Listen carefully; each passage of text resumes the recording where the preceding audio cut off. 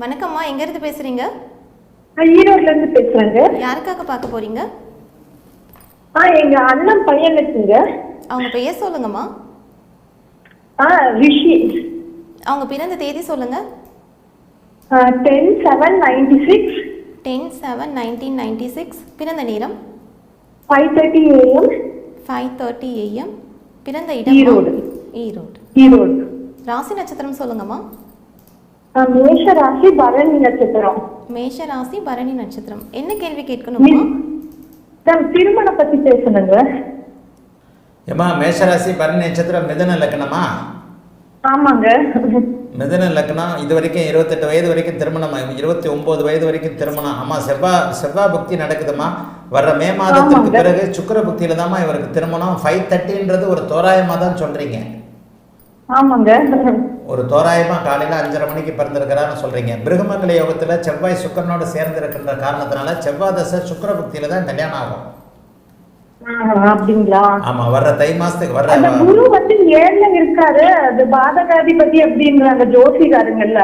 சரி, ஏன் இந்த பாதகாதிபதியை சனி பார்க்கறதும் அதிபகர நிலைமையில சூரியனுக்கு எதிரில் இருக்கிறதும் தெரியலையாமா? பாதகாதிபதி எல்லாம் பலன் தர மாட்டாருமா?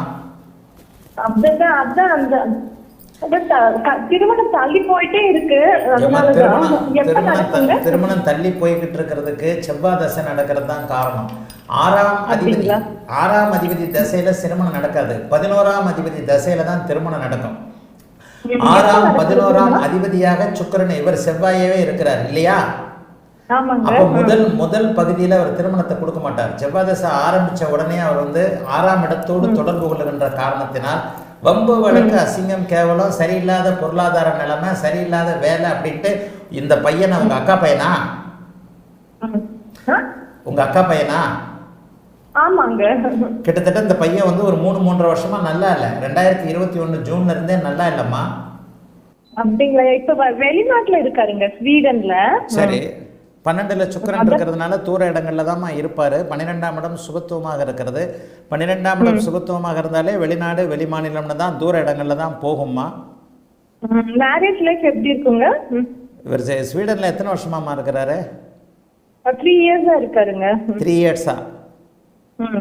இந்த 3 வருஷமா இருக்கிறாரு இல்லையா? ஆமாங்க.